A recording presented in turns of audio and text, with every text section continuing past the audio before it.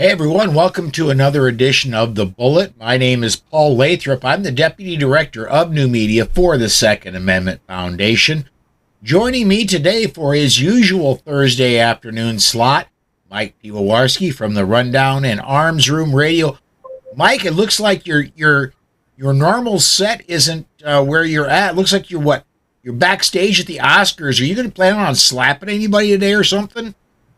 I'm the slap stand-in, so you can come slap me. I'm not the actual slapper. Oh, you're the slappee. Okay.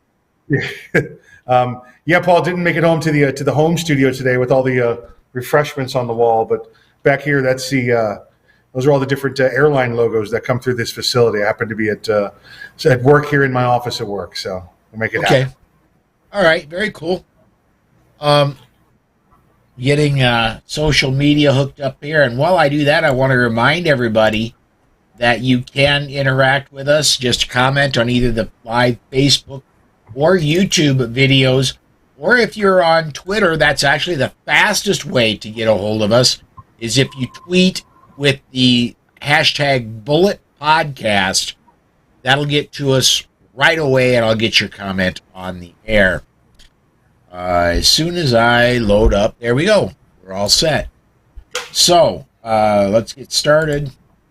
And the first story I want to talk about today, Mike, is a story from Mike Pedrea, and this one is the folks that are about the Sandy Hook with David Hogg. I think that's his name. They're encouraging people to anonymously report the bad people that are selling guns illegally, and this smells like they're trying to get people swatted to me. And both you and I know the horror stories of people getting swatted, innocent people that have done nothing wrong, and all of a sudden, boom, boom, boom, here comes law enforcement to the door. In they come, and horrific bad things happen. Sometimes not. I mean, on both ends, both on the police end and on the receiving end of the SWAT, advance.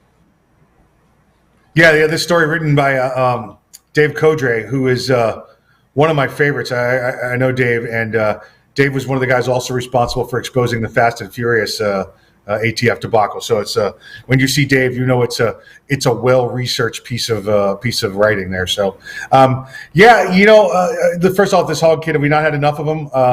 I did hear though, Paul, that evidently he was there at the slapping at the Oscars. He saw it as well. So he was trying to make himself relevant again. Yes. He's got to go. He's got to go. But the swatting, and here's what they're recommending. Here's what they want you to do. Here's what they're telling people when you see they're doing the wink when they say illegal gun transactions, right? They're talking about any gun transaction when you see it, because they want you to presume that a lawful sale between two adults exchanging personal property is illegal. Now, we do know there's a couple of states that are having to deal with that fight right now, like our good friends out in Washington State, the Second Amendment Foundation headquarters. They have to deal with that with the 495 law. Yeah. So they're having to deal with that, and but that's not what this kid's talking about. This kid and all his people are talking about, listen, if you see somebody with the firearm, this is the extent they go to. Even they even get into the point pushing it with open carry, right? Because that's legal in 46 states now. Oh, and if you see somebody with a firearm at all, and it makes you nervous, they want you to call this in. Folks, let me let you know something. If you call that in and someone gets hurt, you're going to be charged with a felony. If you call this in and somehow it goes bad, a police officer responding to the scene dies in an automobile accident on the way to that, you're going to be charged with a felony murder, okay? This is not just pick up the phone and crank call and let the police deal with them. You're going to feel harsh repercussions for when you make these swatting calls. Yeah. Mike, you and I both live in the public eye, and we're not so much as, say, the Hollywood celebrities do, but we are in the Right. public eye somewhat. And Right.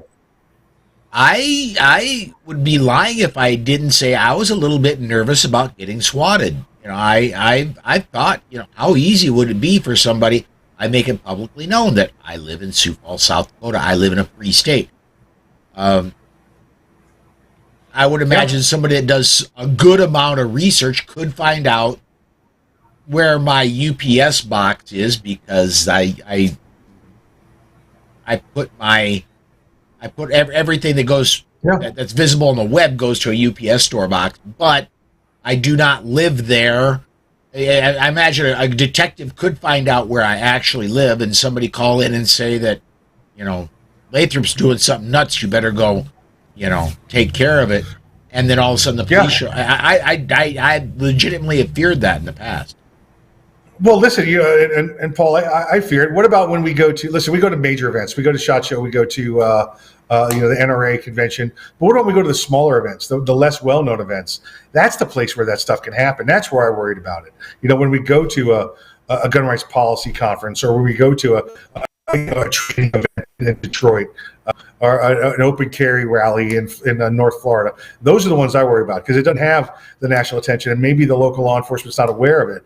And as far as they know, it sounds like a legitimate call of some, two crazy guys arguing in the street, and they both have guns. Yeah, absolutely. And how are they going to respond? They're going to respond really big, and they're going to respond with weapons drawn. Absolutely. And again, listen, let's be clear. When most law enforcement now, again, because of what's going on around the country with constitutional carry, with Second Amendment sanctuaries, that law enforcement's now starting to get that training where when somebody calls in and says, there's a man on my street with a gun, the next question is, what's he doing with the gun? Does he live on your street, ma'am? Do you realize it's okay legally to carry a firearm on your street? They're doing that now. But swatting is the opposite. Swatting is, there's two guys fighting and they're pointing guns at each other, know? So then that's exactly what you expect from law enforcement. If I'm in law enforcement and I hear that's what's going on, well, I'm going to presume there's a life in danger. I may not say crime afoot, but I'll say there's a life in danger, and I'm going to respond accordingly. Well, and I was reading an article from Greg Ellifritz a while back, and there is a trend where people will exaggerate what is going on so that the police do respond quicker.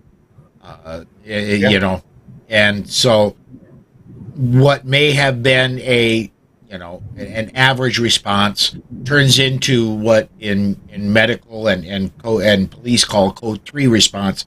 They come lights and siren. They get there absolutely as fast as they can.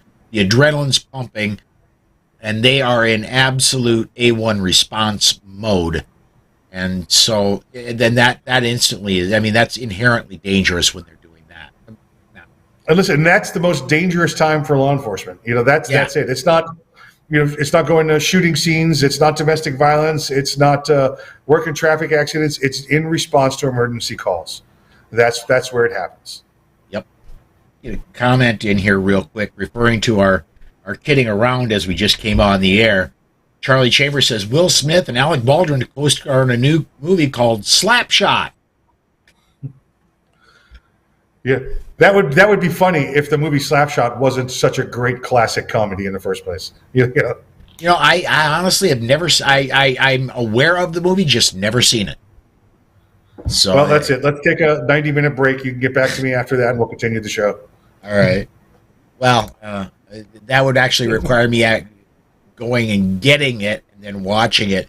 And I know I can just type it on the keyboard and rent it off Amazon. I was going to say, Paul, I know you're in South Dakota. You don't have to go to the Blockbuster anymore. You can just Google it and you can watch it.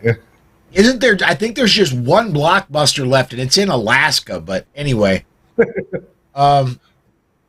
next story I wanted to talk about a little bit, and Georgia. I noticed in my news search this morning, Georgia is getting very close. They're it looks like they are just a few days away from getting the bill to the governor's desk.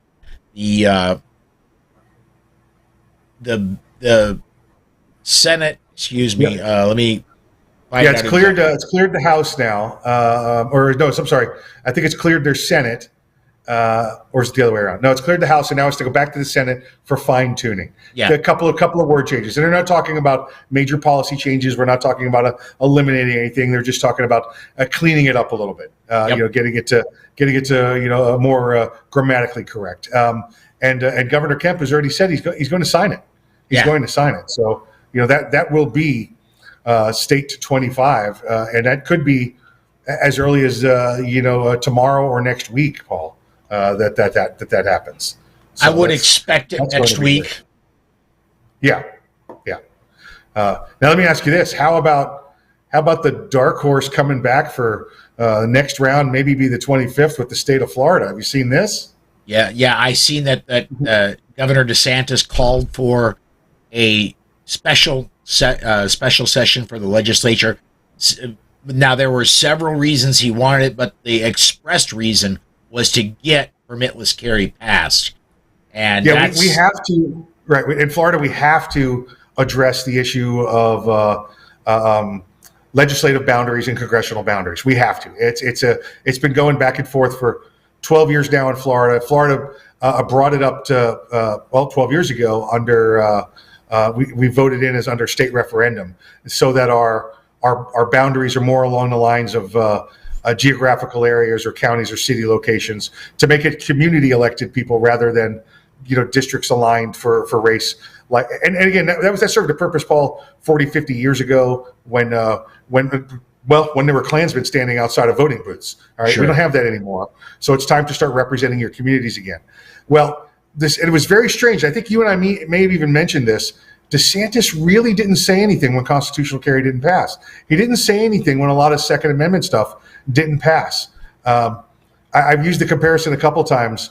You got some people that play checkers and some people play chess. Well, this guy's sitting back playing 3D chess while the rest of us are trying to play regular chess. He knows. This guy sandbags us, right? He knows that the congressional boundaries are not going to pass, and he doesn't say anything. He lets it come out and he says, well, we have to pass it. We have to adopt something. It's the law. So we're going to have a special legislative session.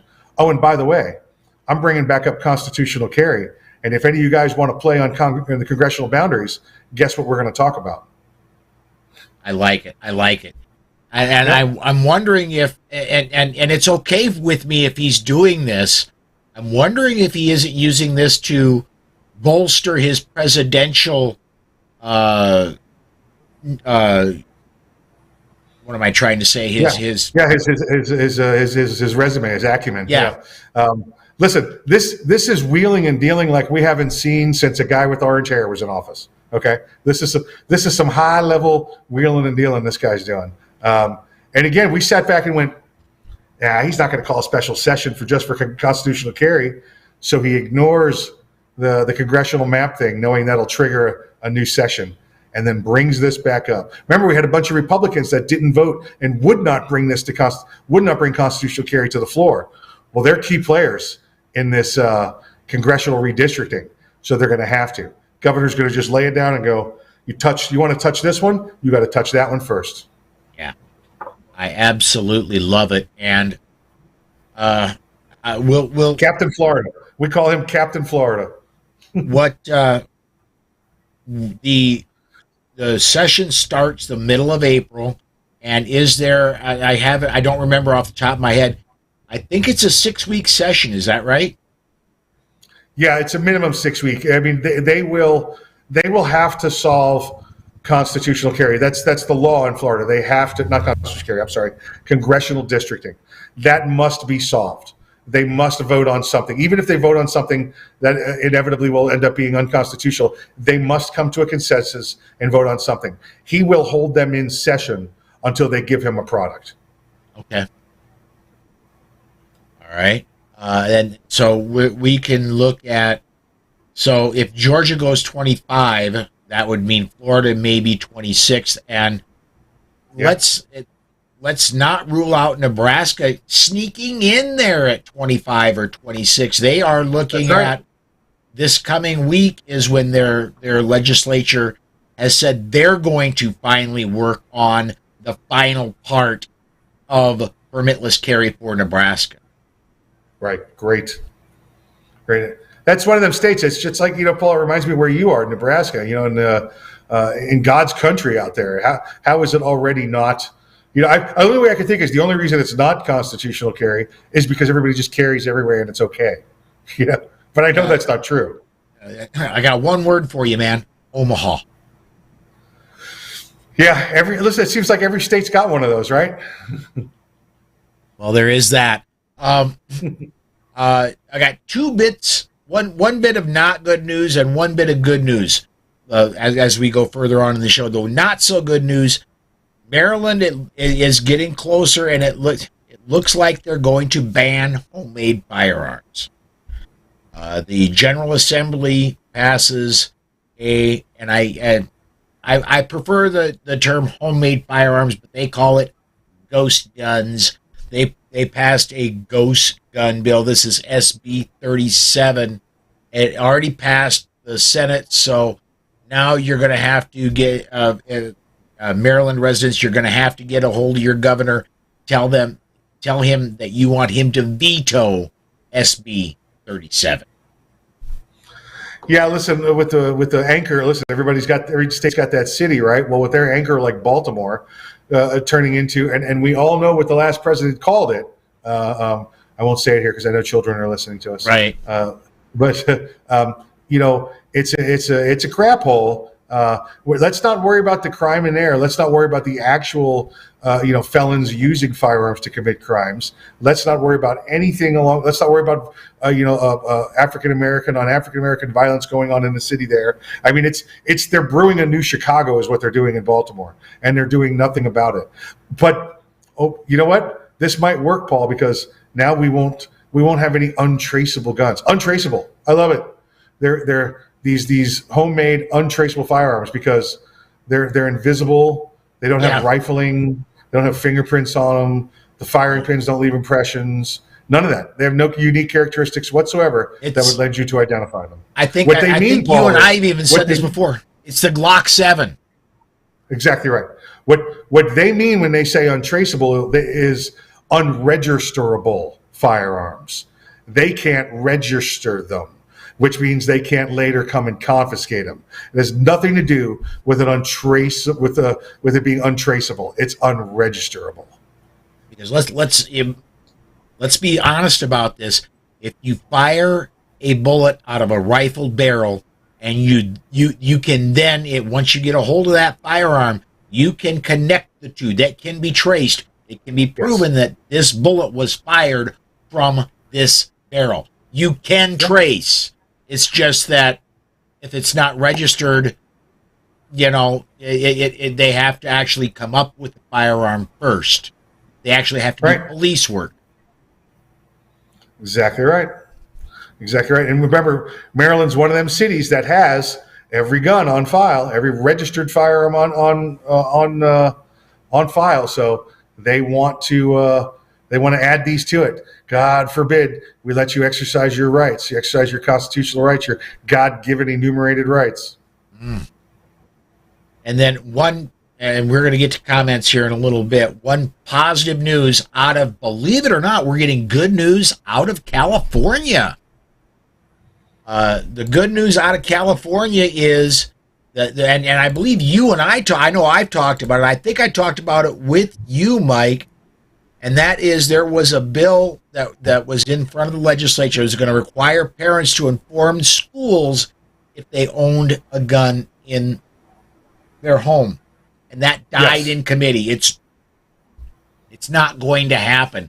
It seemed that some legislators in California thought that went too far. Yeah, it definitely did. And the school boards out there in California, those that are not in those major metropolitan liberal areas, are actually pretty powerful. And I know they had it at their state conference.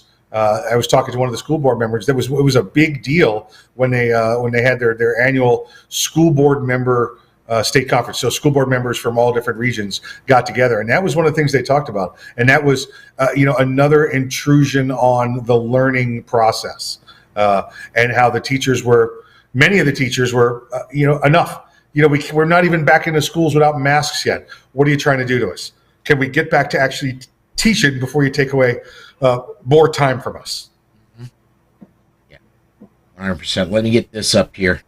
Yeah. Charlie says, prediction of permitless carry in Georgia. Pass before 4-9.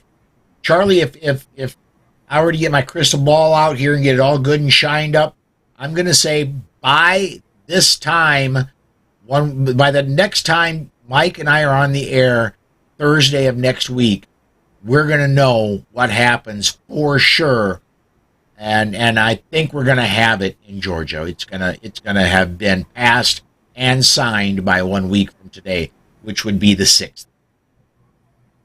Yeah, I was thinking maybe that Kemp might hold off on it and wait a little closer to the election, but no, he's still trying to dig himself out of the hole that he's been in the last 3 years for doing nothing. I think you're right. I think as soon as he hits this, and as soon as they find the right, geographical location to go and sign this for the best publicity sake, that he signs this by the time you and I sit down together again. Yeah, I absolutely agree.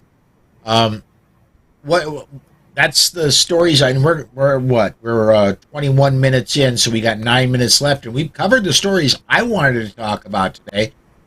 Anything hitting your radar, or anything you think we should talk about? I think again we've talked about constitutional carry.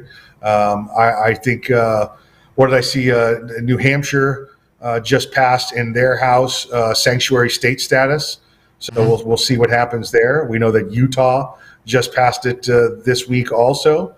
So it's fun. It's fun to see. It's good to see. That we have things rolling forward, continuing to roll forward with Second Amendment rights, whether it be sanctuary state status or counties or with constitutional carry. It's moving forward, and it's moving forward. And all I can think, Paul, is that it must be picking up some level of steam from the new gun owners. I mean, how many new gun owners do we have in the past 2 years? Whatever their party was when they started. All right, I think at this point they're sitting down as a new gun owner. And Paul, maybe it's a financial decision. All right, listen, I just paid $600 for my new Glock and holster, and I took the training class. I'm into this $1,000, and now the guy on the TV is talking about taking from me. I mean, I know I'm a Democrat, but it's still my $1,000. They can't buy back from me what was never theirs to begin with. I think they may starting to be seeing a little bit of the light, a little bit of the Second Amendment light. They are a gun owner. We know that. They're not in any gun community that I know. They're not in my gun community until they're on the same side of the table with me, voting for the guy that's going to keep my gun rights and not take them away.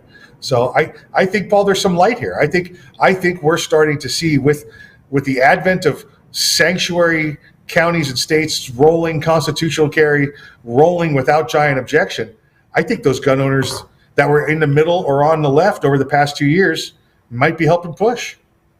Yeah, I think you're right, and I think where we're going to see where we know we've won is when we start to see more Joe Manchins, especially when we get to the congressional, when we start to see Democrats saying, I'm not going to go there. When more Democrats realize that the Second Amendment rights, that people's right to self-defense really is the third rail. And yeah. I see that time coming sooner than later. Maybe, yeah. I know I know that, and I hesitate to, a lot of my people I talk to on here put it Republican, Democrat. I put it more of, I'm a single issue person. If you are for, and I mean really for, Second Amendment rights, if you're for my right to self-defense, I'm for you, and I include Joe Manchin there. Yeah, I am 100%. If all the Democrats were like Joe Manchin, I'd be for that. Listen, I don't really care what the letter is next to your name, as long as when it's time to vote, you do the right thing. And Joe Manchin does that with the Second Amendment. Yep. That's where he is. So I mean, D on his back or not. I'm gonna pat him on the back for helping defend our Second Amendment rights. And that's what we need to do. You need to watch for guys like that. You need to watch for the opposite of that. Those ones that are in the wolves in the sheep clothing, right? The ones that are coming from the left and are pretending to be on your side on the right, and then pull your rights out from underneath you. All right, don't watch out for those people, folks. Watch for those attitudes, those organizations. They're out there. Listen, it comes down to, if you want to keep your fundamental rights, you need to be for somebody that's going to vote for you to keep your fundamental rights. Whether that's Manchin, Governor DeSantis, whoever it happens to be, they got to be pulling that Second Amendment ballot. Absolutely, and well, I can't remember if I've done this while you were on with me or not. Did I? While you were on with me, did I play the video of this the guy in Arizona? Yes, this Lupe Contreras. State Senate District 19 in Arizona, yes. Lupe Contreras. I believe we did play that. Yeah. Okay, yeah. Yeah, that's the Democrat that needs to go away. That's the Democrat I'm used to dealing with. Right, and he starts the same way the others do, right? He starts with, listen, I'm a gun owner, I'm a hunter, but here we go. Yeah, here we go with the buts. But yep. I'm a Second Amendment but. You've heard me say this, Paul. When you say I'm a Second Amendment but, you might as well say to me, listen, I support the First Amendment, but not for minorities though. I just, I can't see that. It's that ridiculous when you start putting a but onto constitutional privileges. Yes. Rights. Yeah, absolutely. I'm sorry. Rights. Absolutely is. So I think we've got we're getting close to the time we got now. I think what I should do is probably ask you to go ahead and plug the rundown and plug Arms Room Radio, man. I shall. We have rundown. You can catch us at 5:00 Eastern time. That's the only time zone that really matters, right? And then we have the Arms Room Radio, the anchor that started it all, on Saturdays 3 to 5 p.m. Eastern. Thank you for letting me plug those. Now, Paul, I've got a question that I want to know. How's the motorcycle riding going? It's been a week now. Well, it's Old Man Winter made a return. We actually had snow here yesterday. Wow. Mostly gone here now. I took a rather chilly ride today to take the wife's bike to the shop for its annual oil change. It'll be done tomorrow. Right. But they're out of storage. They're ready to go. Just waiting for the 50-plus degree temperatures. Yeah, otherwise you got to ride around at about 4 or 5 miles an hour, and that's not fun. No. Not at all, man. Not at all. All right, I do think, folks, we're going to go ahead and set this one aside here. I do want to encourage you to join me again tomorrow at 5 p.m. Central Time, the only time zone that matters, when Tom Walls of the Firearms Academy of Seattle will be joining me, and we're going to get into tomorrow the age-old debate, 9, 40, 45. Spoiler alert, they're all good. So, but we'll be talking about that tomorrow, along with a lot of other things and the news of the day. Come join me tomorrow, and come join me Saturday at noon Central Time for the weekend edition of The Bullet. Everybody, thanks for watching today, and we will see you tomorrow.